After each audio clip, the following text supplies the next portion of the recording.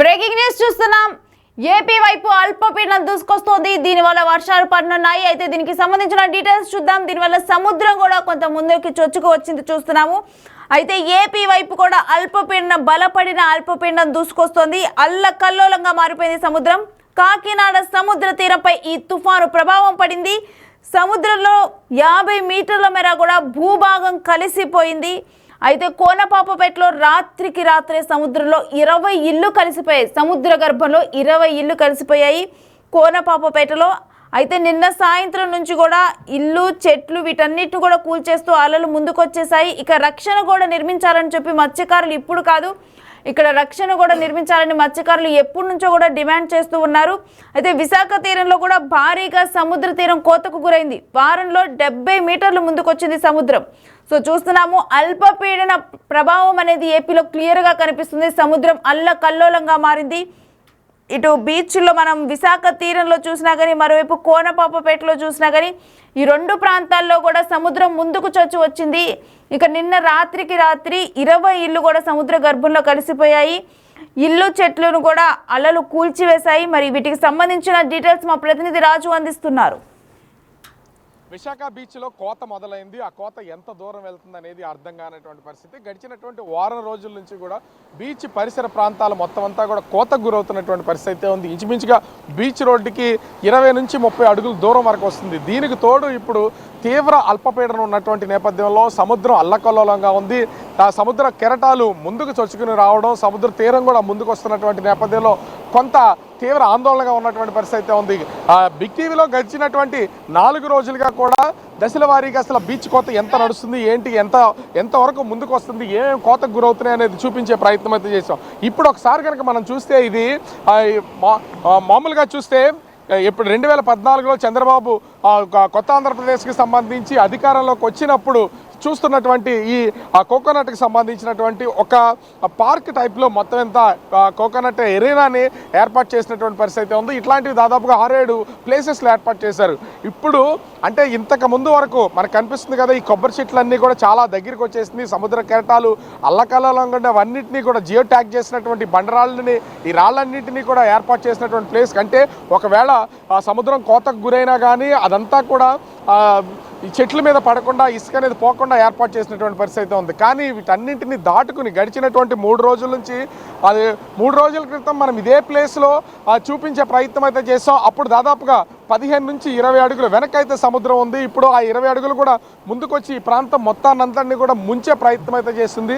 తెల్లవారేసరికి ఇంచుమించుగా మనం ఒకసారి చూస్తే ఇక్కడ ఉన్నటువంటి కొబ్బరి చెట్లు వాటి పొజిషన్ కానీ చూస్తే కంటిన్యూగా ఈ అలల తాకిడి ఎక్కువ అవుతున్నటువంటి నేపథ్యంలో అలలు మొత్తము ఇక్కడ ఉన్నటువంటి రాళ్లను, జియో ట్యాగ్ చేసినటువంటి రాళ్లను దాటుకుని అవతల వైపుకి వెళ్తున్నటువంటి పరిస్థితి ఉంది. ఇసుక మొత్తాన్ని ఆ కోతకు గురి చేస్తున్నటువంటి నేపథ్యంలో మొదటి లైన్లో ఉన్నటువంటి కొబ్బరి చెట్లు మొత్తం కూడా రేపు ఉదయానికి ఖచ్చితంగా కూలిపోయే అవకాశం అయితే కనిపిస్తుంది. ఇంత స్థాయిలో ఆ కోతకు గురవుతుంది. దీనికి తోడు అంటే సముద్రం ఇప్పటికే అల్లకల్లోలంగా ఉన్నటువంటి పరిస్థితి, సముద్రం ముందుకు వస్తున్నటువంటి పరిస్థితి అయితే కనిపిస్తుంది. దీనికి తోడు ఇప్పుడు ఆ తీవ్ర అల్పపీడనం ఉన్నటువంటి నేపథ్యం అయితే కనిపిస్తుంది. అల్పపీడనంలో నేపథ్యంలో వర్షాలు కూడా కురుస్తూ ఉన్నాయి. వర్షాలకి అదేవిధంగా సముద్ర అల్లల తాకిడికి మొత్తం ఇసుకంతా కూడా సముద్రం లోపలికి వెళ్ళిపోతున్నటువంటిది అయితే మనం విజువల్లో కూడా చూడొచ్చు. నిన్నటి వరకు ఈ రాళ్ల వరకు ఉన్నటువంటి ఇసుక మొత్తం అంతా కూడా తెల్లవారేసరికి పూర్తిగా ఆ సముద్రం లోపలికి వెళ్ళిపోయింది. చెట్లన్నిటికీ దగ్గరికి, ఈ కొబ్బరి చెట్లన్నీ దగ్గరికి వచ్చేసినటువంటి పరిస్థితి ఉంది. రేపు పొద్దునికి ఇవి ఉంటావో ఉండవో తెలియనటువంటిది అయితే కనిపిస్తుంది. దీనికి తోడు అటు తీవ్ర అల్పపీడనం ఉన్నటువంటి నేపథ్యంలో అటు దక్షిణ కోస్తా జిల్లాలైనటువంటి ఉమ్మడి నెల్లూరు, ఉమ్మడి ప్రకాశం జిల్లాలతో పాటుగా చిత్తూరు, తిరుపతి జిల్లాలకి భారీ వర్షాలు ఉంటాయని వాతావరణ శాఖ అధికారులు అయితే తెలియజేస్తున్నటువంటి పరిస్థితి అయితే కనిపిస్తుంది. అదేవిధంగా అటు అంబేద్కర్ కోనసీమ, కాకినాడ, అనకాపల్లి, అటు అల్లూరు జిల్లా, విశాఖ జిల్లాలకి కూడా భారీ వర్షాలు ఉన్నాయని సూచనలు చేస్తున్నటువంటి పరిస్థితి కనిపిస్తుంది. విజయనగరం, శ్రీకాకుళం జిల్లాలతో పాటుగా కృష్ణా, గుంటూరులో 1-2 చోట్ల భారీ వర్షాలతో పాటు మొత్తం వర్షాలు కురుస్తాయని ఇప్పటికే వాతావరణ శాఖ అధికారులు అయితే తెలియజేశారు. దీనికి తోడు మత్స్యకారులు ఎవరూ కూడా ఈ సముద్రంలోకి వేటకు వెళ్ళొద్దు, వేటకు వెళ్ళినటువంటి వాళ్ళు దాదాపుగా 55 కిలోమీటర్ల వేగంతో ఈదురుగాలు వీస్తున్నటువంటి నేపథ్యంలో ఎక్కడ తక్కువ సముద్ర తీరం ఉంటే అక్కడికి చేరుకోవాలని అటు వాతావరణ శాఖ అధికారులు అయితే తెలియజేస్తున్నటువంటి పరిస్థితి కనిపిస్తుంది. ముఖ్యంగా రైతుల్లో, ప్యాడీ రైతులకు సంబంధించి సంబంధించి తీవ్రమైనటువంటి భయాందోళనలు ఉన్నాయి. ఇంచుమించుగా మొత్తము హార్వెస్టింగ్ వచ్చినటువంటి నేపథ్యంలో కోతలకు వస్తున్నారు, పనుల మీద ఉన్నాయి, కొన్ని నూర్పిలు చేసినటువంటి కళ్ళల్లో ధాన్యాన్ని ఆరబోస్తున్నారు, రోడ్ల మీద ధాన్యాన్ని ఆరబోస్తున్నారు. ఇట్లాంటి తరుణంలో ఈ తీవ్ర అల్పపీడనం వలన వర్షాలు కురిస్తే ధాన్యం అంతా కూడా తడిసిపోతుందని ఆ తీవ్రమైనటువంటి భయాందోళనకు గురవుతున్నటువంటి పరిస్థితి కనిపిస్తుంది. వర్షాలతో ఒక పక్కన రైతాంగం వెలవెలాడుతుంటే మరో పక్క చూస్తే ఇప్పుడు సముద్ర కోత వల్ల విశాఖకి పొంచి ఉన్నటువంటి పెను ప్రమాదం అనేది తెలుస్తున్నటువంటి పరిస్థితి ఉంది. గడిచిన వారం రోజుల నుంచి సముద్రం ముందుకైతే వస్తుంది, మొత్తం అంతా కూడా కోతకు గురి చేస్తూ ఈ బీచ్ రోడ్డుకి సంబంధించి మొత్తాన్నంతా కూడా కూలుస్తున్నటువంటి పరిస్థితి కనిపిస్తుంది. ఇదే పరిస్థితి కనుక ఇంకొక 3-4 రోజులు కనుక ఉంటే ఖచ్చితంగా బీచ్ రోడ్డు అంటే మొత్తం వాక్ చేసే ట్రాక్ వరకు కూడా వాటర్ వచ్చే అవకాశం అయితే ఉంది. అయితే అధికారులు అసలు ఇది ఎందుకు ఏంటనేది అర్థం కానటువంటి పరిస్థితి.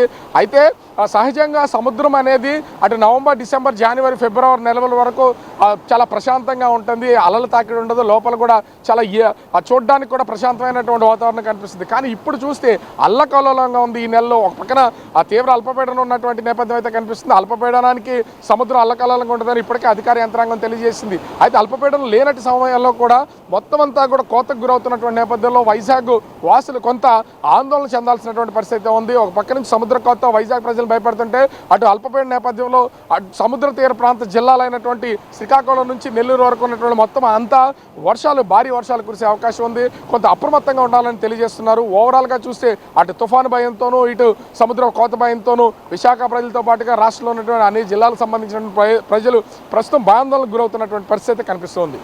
కెమెరామెన్ అరుణ్తో రాజు, బిగ్ టీవీ, విశాఖపట్నం. అల్పపీడన ప్రభావం ఏపీలో కూడా సముద్ర తీర ప్రాంతాల్లో క్లియర్ గా కనిపిస్తుంది. సముద్ర తీర ప్రాంతాలు కోతకు గురయ్యాయి. కాకినాడలో సముద్ర తీరం పైనైతే తుఫాను ప్రభావం కనిపిస్తోంది. సముద్రంలో 50 మీటర్ల మేర కూడా భూభాగం కలిసిపోయింది. 50 మీటర్ల మేర కాకినాడ తీరంలో సముద్రం ముందుకు వచ్చింది. మరోవైపు విశాఖ తీరంలో కూడా సముద్ర తీరం భారీ కోతకు గురైంది. 70 మీటర్ల వరకు కూడా ముందుకు చొచ్చుకొచ్చింది సముద్రం. అక్కడే అయితే చూస్తూ ఉన్నాము, చెట్లు ఇవన్నీ కూడా సముద్రంలో కలిసిపోయాయి. ఇక కోనపాపపేటలో, కాకినాడలోని కోనపాపపేటలోనైతే రాత్రికి రాత్రే సముద్రంలో 20 ఇళ్ళు కలిసిపోయాయి.